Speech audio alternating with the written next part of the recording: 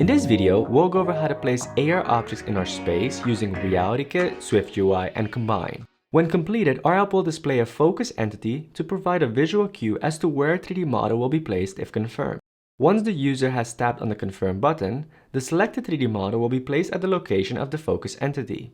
After placement, the focus entity is hidden until the user selects another model for placement. Before we get started, this is the hardware and software used in this video. If you're using anything older or newer, you might have to make some adjustments to your code. Now let's get started. We have several action items for this video. First, we'll add a helpful Swift package called Focus Entity created by Maxcop. This Focus Entity package improves the model placement user experience by providing the user with a visual cue that indicates where a 3D model will be placed in the scene.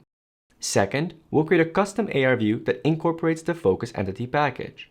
Third, we'll update our content view to use our custom AR view instead of an AR view. Next, we'll create a combined subscriber for SceneEvents.update. This subscriber will trigger an event once per frame interval, which we will use to execute our placement logic. Next, we'll create an update scene method. In this method, we'll handle the display logic for our focus entity and call the place method if a model has been confirmed for placement. And finally, we will create our place method. In our place method, we'll clone our model entity, activate gestures for it, add it to an anchor entity, and place it in our scene. So without further ado, let's dive into the code. The first thing we'll do is add the Focus Entity Swift package to our project. To do so, let's visit the GitHub page of this package. The link will be in the description below. Here we see the source code, a demo of the package, and installation instruction. We'll follow the instructions for adding a package dependency using the Swift Package Manager. Copy this link. In Xcode, we'll go to File, Swift Packages, and click on Add Package Dependency. Paste in the link of the Focus Entity package. Click Next. Here we see that Xcode will be using version 2.2.1 of the Focus Entity package. Click Next. Xcode will download the package and present us with this prompt to choose package products and targets. Everything looks good as is, so we can click Finish. The Focus Entity package has now been added to our project. In the Project Navigator, we can now see our Swift package dependencies. Version 2.2.1 of the Focus Entity package is listed here as well. Now that we've added the Focus Entity package to our project, we can move on to our second action item. For this action item, we'll create a custom AR view that incorporates the Focus Entity package. To do so, let's create a new file. Right-click on ContentView.swift and select New File. Select iOS as the platform and Swift file as the template. Click Next. Give the file a name. In this case, we'll call it Custom AR View. Click Create. We can remove Import Foundation and instead import RealityKit, ARKit, and Focus Entity. Create a new class called Custom AR View and let's make it a subclass of AR View. By making it a subclass of AR View, we inherit all the built-in functionality of our AR View, but we can also customize it and add functionality for our particular use case. Our class will have one property. This property will be called Focus Entity and will be an optional Focus Entity. Next, there are two initializer methods we have to implement. The first initializer method takes in a frame rect, which is of type CGRect. This method is originally defined in our ARView superclass. We will therefore call the initializer of the superclass before our custom ARView initializer modifies anything. Next, we'll create an instance of Focus Entity. The Focus Entity constructor takes in two parameters. The first parameter is an ARView instance in which we want to display the Focus Entity. Given that we want to display the Focus Entity in a custom ARView instance, we'll pass in self. The second parameter is Focus, and we'll set it to Classic.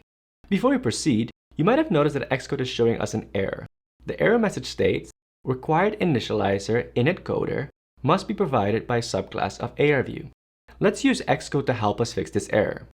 There we go. We'll finish the custom ARView class by creating a method to configure our ARView. We'll call this method configure. It'll have no parameters and the return type will be void. Create a constant called config and assign it an instance of AR world tracking configuration. Enable horizontal and vertical plane detection and run the config for the ARView session. Our configure method is now complete and we can call it in our initializer method. Our custom ARView class is now complete. We can move on to our third action item. For this action item, we will update our content view to use a custom AR view instead of an AR view. scroll down to the ARViewContainer struct. Change the return type for the makeUIView method to a custom ARView. Change the ARViewConstructor in makeUIView to a custom ARView. And finally, change the ARView type in the updateUIView method to a custom ARView. We are now done with this action item. Next, we'll create a combined subscriber for sceneEvents.update. This subscriber will trigger an event once per frame interval, which we will use to execute our placement logic. Let's go to our placement settings Swift file and create another property. Create a variable called sceneObserver and set its type to an optional cancelable. For documentation purposes, we'll add a comment above our newly created property. The comment will say, "This property retains the cancelable object for our sceneEvents.update subscriber." We can now go back to our content view to create our subscriber. In our ARViewContainer, we'll need to access our placement settings. To access our placement settings, we declare a property with the environment object attribute. In the makeUIView method, right below where we instantiated our custom ARView, we'll add the subscriber. We'll write self.placementsettings.sceneObserver equals arview.scene.subscribe to sceneEvents.update.self. And for the second argument, we'll pass in a closure to call with the event. In this closure, we will call the updateScene method. Because we subscribe to sceneEvents.update, the updateScene method will be called once every frame. However, since we haven't yet defined the updateScene method, we'll add a to-do comment. The comment will say, "To-do call updateScene method." Next, we'll work on our updateScene method. Below the updateUIView method, create a new private function called updateScene. The function will take in a custom ARView as a parameter and the return type will be void.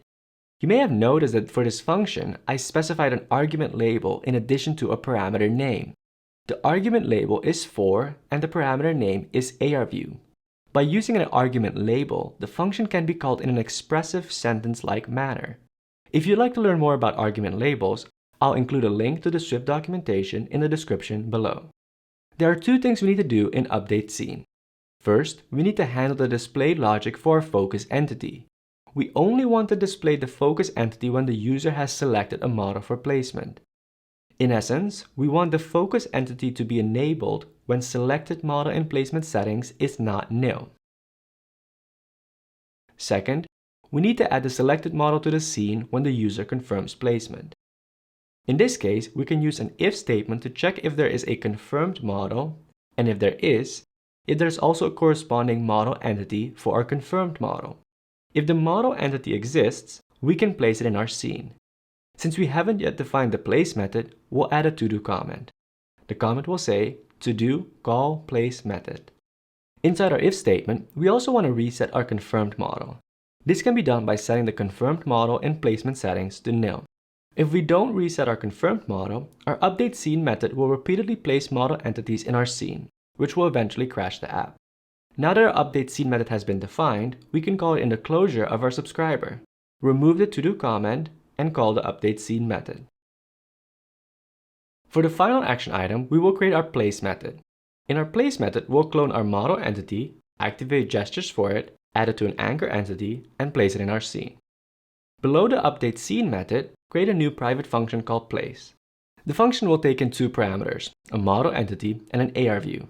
For the model entity parameter, I have omitted the argument label by using an underscore.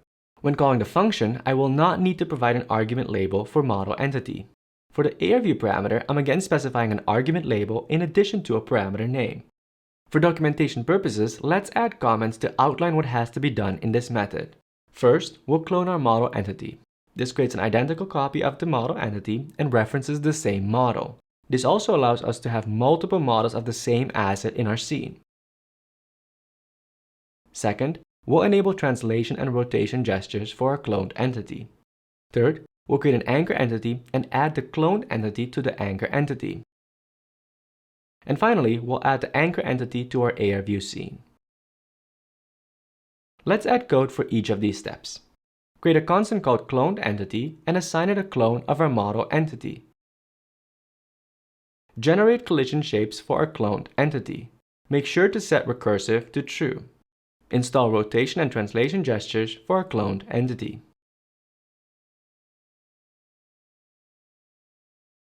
Create a constant called anchor entity and assign it an instance of anchor entity. We'll use the constructor with a plain parameter and pass in .any.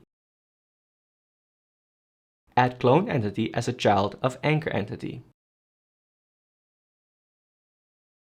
Add the anchor entity to the ARView scene using the addAnchor method. We will also add a print statement saying, added modelEntity to scene. Before we can run our app, let's make sure to call the place method in our update scene method. Remove the to-do comment and call the place method. We are now ready to test the app. Make sure you have a physical device selected in your active scheme and press Run. We'll open up our browse view and select a model for placement. I'm going to pick this white chair. Because we've selected a model for placement, we can now see our focus entity square. When we tap on the Confirm button, the chair is placed at the location of the focus entity. The focus entity is now hidden. Let's add another model. This time, I'm going to add a wooden chair. We again see the focus entity. When we confirm, we see a beautiful wooden chair in our scene. And that's it for this video.